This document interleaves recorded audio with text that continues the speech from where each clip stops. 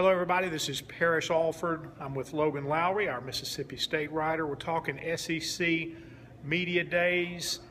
Media Days get started tomorrow. Ole Miss a little bit later down in the week. Last day, as a matter of fact, next to last school on the budget right before LSU. Logan State's coming up on Tuesday. What are some of the big storylines the Bulldogs will be talking about here?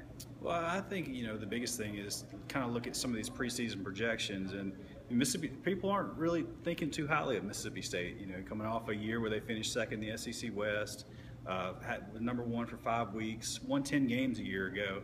They did lose a lot, especially on the defensive side of the ball. They lost several key starters from that side. They lost three offensive linemen, but really returning a good bit of players, especially at the receiver position. Obviously, with Dak Prescott at quarterback, returning some pretty stellar players on that side of the ball. But people aren't giving them a whole lot of recognition so far in this preseason. So they didn't last year either. They weren't ranked going into the year, and people weren't thinking that they were going to have a good year last year, and then they proved people wrong. So it's going to be kind of interesting to see kind of the tone that Dan Mullen takes on Tuesday. We hear the SEC propaganda all the time about the Western Division and how it's one of the strongest conferences in the country, but it is what it is, so to speak. It's a very strong division, and I know you mentioned earlier that while Mississippi State might be projected last in the Western Division by the league's media later this week, they also are in some people's top 25 polls right now. I know we've heard Hugh Freeze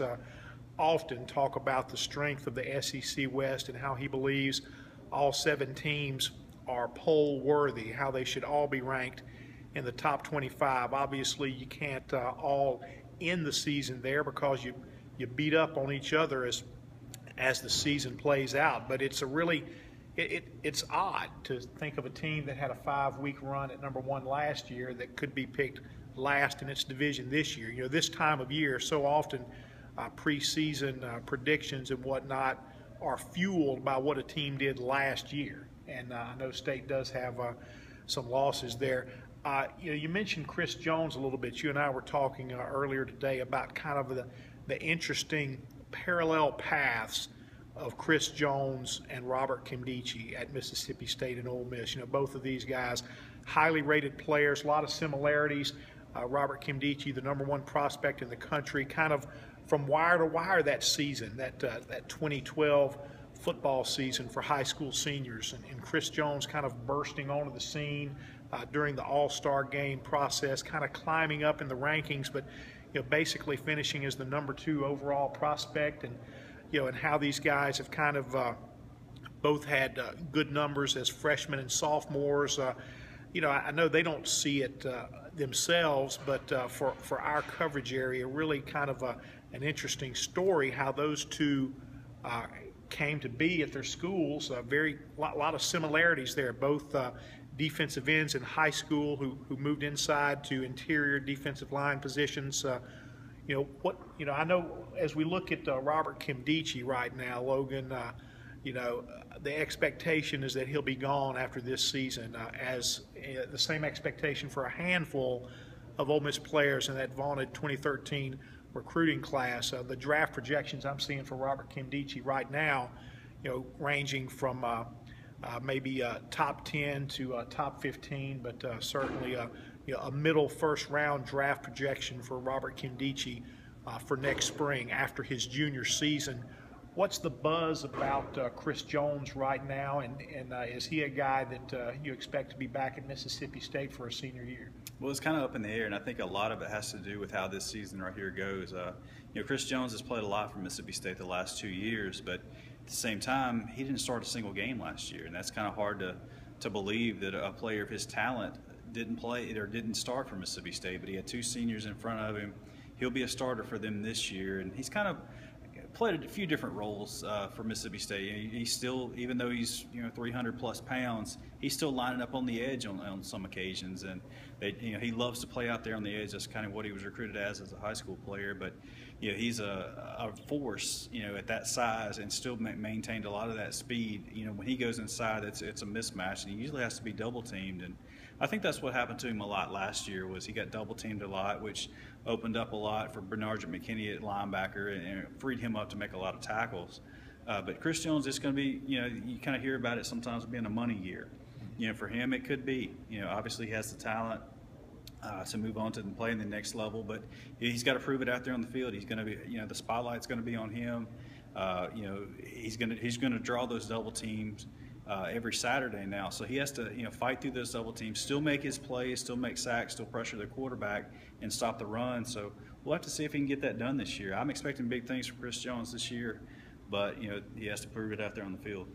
A lot of high expectations for Robert Kimdichie this year. When I look at him, Logan, I see a guy who we know he can attract attention. We know he attracts double teams. We know Ole Miss does a lot of its defensive play calling through Robert Kimdichie. Robert Kimdichie needs to elevate his game, really, I think, to superstar status this year. He needs to be the guy that splits those double teams. Need to see more measurables from Robert Kimdichie this year. Need to see more sacks, more pressures, more tackles for loss. I mean, those are the numbers that really show that a player, a defensive lineman, is owning his real estate, so to speak, as they say, really owning the turf in front of him. I think that's how Robert Kimdichie can help himself this year, and by extension, Ole Miss. Obviously, a lot of expectation for Kimdichie right now, a lot of notoriety going into the 2015 season. He won't be here to talk about that. He's not one of the three in attendance for Ole Miss. Kind of a safe three coming to media days for the Rebels with Mike Hilton, C.J. Johnson, and Evan Ingram. Nobody from that 2013 recruiting, Evan Ingram is from that 2013 recruiting class, but not with the star power that you think of when you think of that group on signing day. People really hadn't heard about Evan Ingram at that time, but now as I look at Evan Ingram and what he's accomplished as a two-time All-SEC tight end, we know about the professional expectations for Robert Kimdichie. We know about the NFL hopes for Laramie Tunsil, Laquan Treadwell. Tony Connor has entered that mix in that discussion as well. I've seen some projections that have him as a late first-round NFL draft pick. It would not be surprising at all to see Evan Ingram play himself into that status. I mean, with the year he has had, the career he's had so far at Ole Miss, as athletic as he's been, if he stays healthy, if he continues to be that guy that they can stretch the field with, send down the seam, get good quarterback play, hit Evan Ingram on the fly. I mean, he could be a guy that plays himself into maybe not first round, but you may be getting to hear some buzz for Evan Ingram. He may have a decision to make at the end of the year, kind of earn his way into that conversation as a guy who could leave early. But as far as media days attendees, it's a non-controversial group. Right. I don't think it's they'll get a lot of questions about Robert Kimdichie. They'll get a lot of questions about the health of Laquan Treadwell. And they'll get questions about the Laramie Tunsil situation, no doubt. I mean, all Ole Miss representatives here will this week, but it's not, it's a safe group. It's a safe group for free. So who's coming on the state side? Well, obviously Dak Prescott's coming back for the second straight year, and he was kind of the media darling, here last year. As soon as he walked in this room that we're standing in, the reporters just kind of swarmed to him, and it'll be the same way this year. Obviously, last year he wasn't a Heisman candidate or anything like that. He, had never really even started much for Mississippi State, and this year, obviously, coming in with a lot of high expectations, probably the top quarterback in the SEC returning this year. He's coming. Ryan Brown, who will be a senior defensive end, he's kind of was a little overshadowed last year by Preston Smith and some of the accolades that he was able to do. Ryan Brown's a great talker. He'll fit in well at this. Not, like you said, he's a safe pick for them. And then Twas Calhoun, who's a senior cornerback as well, kind of one of those unheralded high school recruits that Dan Mullen finds within the state of Mississippi. He played at Morton High School alongside Quay Evans, and Quay was a 5-star recruit and didn't really hear much from Twas Calhoun. In fact, I talked to him, and the only reason I talked to him when I was working for Rivals.com was because Quay Evans told me to talk to him. And, I would kind of put him on Rivals, and really didn't think much about it, just trying to help the kid get a scholarship. Well, turns out he's had a pretty solid career from Mississippi Well, you State. did a good job. You got I him a scholarship. I'm not going to take credit for that. Going to get him in the league now. I know he's a Mississippi kid. One of the stories I want to leave here with this week is about the Egg Bowl. It's like we come to media days, we talk about the Egg Bowl. It's like an annual topic. But the question is, has the Egg Bowl really become a huge home team series? How big an advantage is being at home for the teams in the Egg Bowl? I mean, last year I look at Ole Miss going into that game. They had every reason not to play well. They had every reason to lose that game. The health of Bo Wallace, the health of Laquan Treadwell. They lose Vince Sanders early in the game. They hadn't been running the ball extremely well, but they break off some big plays there. They played inspired.